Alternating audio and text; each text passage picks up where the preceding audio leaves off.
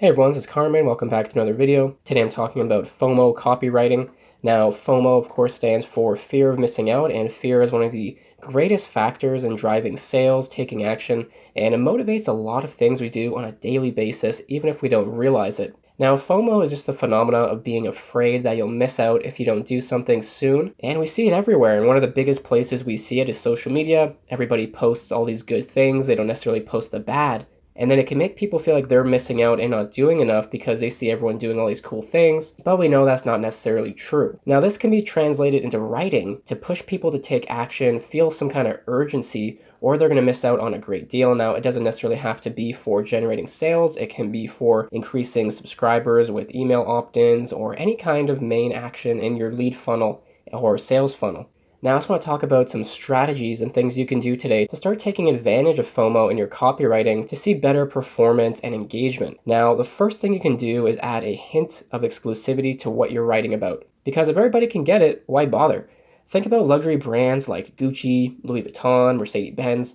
I think that luxury brands are some of the greatest marketers in the world, and it's because they charge this huge premium for a product because it's rare, scarce, and it puts customers into a clubhouse. They're special when they get it, and after all, who doesn't want to feel a little bit special? So you can see this advertisement actually from the World Wildlife Fund. Now, it was actually a satire, a mock advertisement, but they actually nailed the strategy that luxury brands use by saying limited edition, only 60 left in stock. Now, the campaign message was not to treat animals like a luxury good, but despite this, it's an amazing example because by using limited edition and making it seem special and rare, and also saying there's only 60 left, implying scarcity in that if they don't buy it soon, someone else will. If this was a real advertisement, people would be rushing to go get this thing. Now, you can do the same in the next advertisement you write or whatever material it is by one, focusing on the high quality materials or process used in creating the product.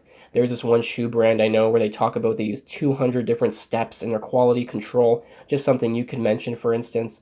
Secondly, you can emphasize the price because if something's expensive, it's normally associated with value. Once again, going back to the luxury brands, they're charging thousands of dollars for bags and shoes and purses, right? Now, it's up to you to argue if it's worth it, but once again, a high price point is often associated with value and quality. Now, the third thing you can do is show images of customers wearing or using the product. It acts as a testimonial or review because people see other people are clearly using it and enjoying this. That's a big thing with user-generated content where brands on social media use a branded hashtag and they have their customers, like let's say shoes or clothing, the customer wears it, tags the brand, uses those hashtags, and other people can see them using the product. Now, another technique is to emphasize member-only sections of a website, or if it's even a physical location, whatever it might be. And this can make people feel left out and eager to get involved. Otherwise, it's like being the last kid picked for dodgeball. So you can see here on this slide, that's a digital marketing conference that was being advertised some months ago. And that's the registration page. You'll notice right in the title, it says members only, letting everyone know wherever it's advertised that you have to be a member of this organization to attend. Once again, creating that clubhouse effect. And that also brings me to gated content or special offers. So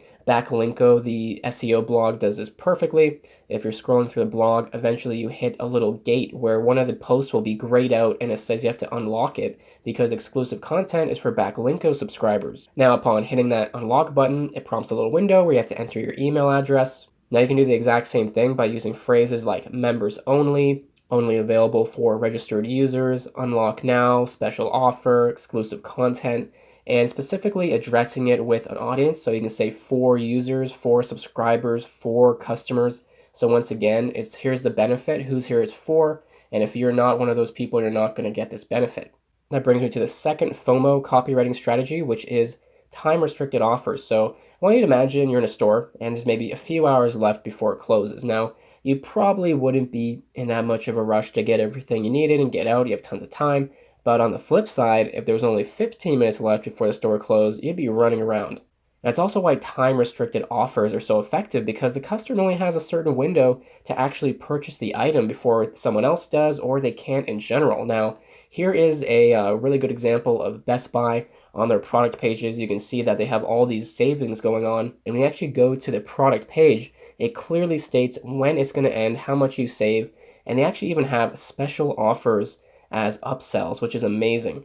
And that brings me to the third strategy, which is low inventory warnings. So I actually mentioned this with the very first point, because everybody wants something they can't have. And if a product's low in stock, the demand tends to rise. Now, if you were sleeping in your sophomore economics class, you might not remember this, but there's something called the supply and demand curve. So just to think of it really simply, if inventory goes up, there's an abundance of something, demand typically stays the same or goes down. But if inventory goes down, demand increases, right? So the more rare something is, the more scarce it is, the more people want it. Now this happens because low inventory implies that the customer might not be able to get it if someone else purchases it before them. Here's an example from Canada Computers. Right on the product page for this keyboard, you can see that they highlight how much of a product is left at a specific physical location. Now, in this case, there's 3 left. If you really wanted this keyboard, you'd probably be calling them, taking some kind of action, physically visiting the store to make sure you can go and get it. So to do this, all you really need to be doing is displaying the low inventory warnings, and you might want to use red colors. You might want to say low stock, buy it now, add to cart, use some kind of call to action to promote them to do something about it before they miss out. Similarly, displaying recent customer purchases can create FOMO, and this is because it amplifies the previous techniques I've talked about. And if you've ever been on a website and you saw like maybe in the corner or somewhere where it said X person has just purchased Y product in the last 5 minutes, that's an example of displaying recent customer purchases, and it's real-time fear of missing out. So a great example of this is Marcus Taylor, the founder of Venture Harbor. At one point, he invested in this music campaign, and he called it the Groupon deal for musicians. Now, he obsessed with increasing the conversion rate because the campaign was going to reach millions of people. So just a small bump could actually start making him rain money. And ultimately, Taylor was able to increase the conversion rate from 2.5% to 10%, which if you're in CRO, you know that's unreal. And you know how he did it? Urgency, creating that fear. And he said that he had 6 strategies that allowed him to do this. And the first was making your offer as clear as possible so customers know exactly what they're getting. It has to be hyper relevant to the audience. You need a clear value proposition. You need to increase trust with money back guarantees, FAQs, testimonials. You need to keep the landing page as simple as possible to reduce distractions. And you need to create FOMO by displaying how many products were purchased. Now on his product page, it literally said the exact number of bundles that were ordered on the split-tested variation, which ended up bumping the conversion rate from 3.5% to 10%. And that worked so well because it's social proof.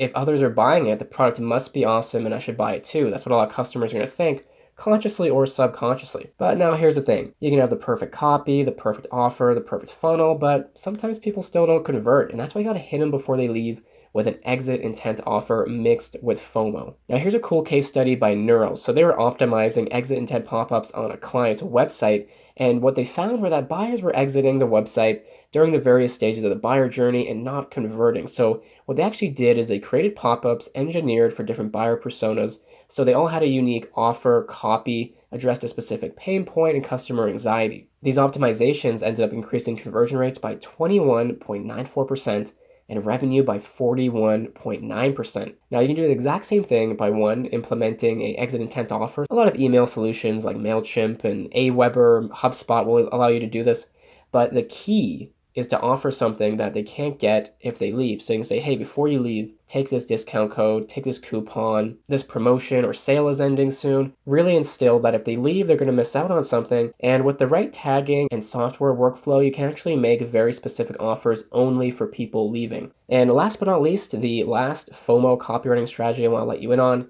is letting your readers in on a secret, because who doesn't love a nice secret? People will often rush to hear one, and it implies that there's something they don't know.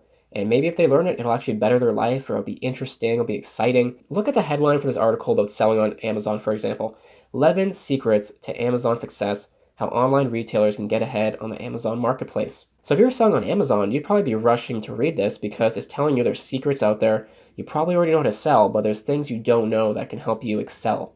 And a similar technique is actually by using mystery. And this also kind of creates fear and a form of urgency to figure out what's going on. Now, John Caples, one of the world's best marketers, created this legendary ad. I'm sure you've seen it before. It was titled, "They laughed when I sat down at the piano, but when I started to play."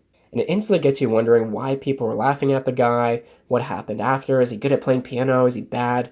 And you can see with this headline and the previous examples that it just seduces readers into figuring out what there actually is. And you can use this on a blog post, a sales letter, landing page, really any kind of material to keep people interested in reading, but also fearing once again that they're going to miss out on something. Now, I think the headline is one of the best places to create FOMO when it comes to the secrecy strategy. So what you can do is actually use power words like secret, astonishing, insider, classified, myths, restricted, something that implies that there's information they don't know yet. And I have a full list of these power words that I'll include in the blog post within the description of this video. But just to sum up, fear is easily one of the most powerful motivators for taking action, and learning how to use it as a copywriter is going to help you produce way more engaging and high ROI copy. Now, despite that, a lot of writers aren't using it, but don't be like one of those. And one of the first things you can do to start using it is just position a product or a promotion as exclusive. I think luxury brands do this best, so study them, look at their offers and promotions, and you'll have a really good idea. Now, time-restricted offers often can push customers to start taking action because they don't want to panic and not be able to buy something.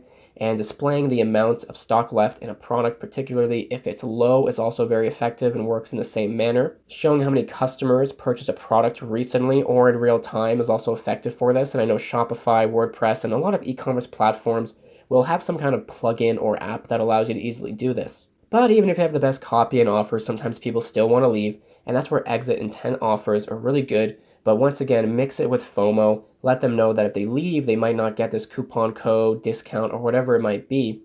And then lastly, try to create some kind of mystery or secret element to the copy you're writing to increase their interest. But that sums up today's video, guys. I really appreciate you watching. Feel free to subscribe, like this video, share it with somebody, and I'll catch you in the next one.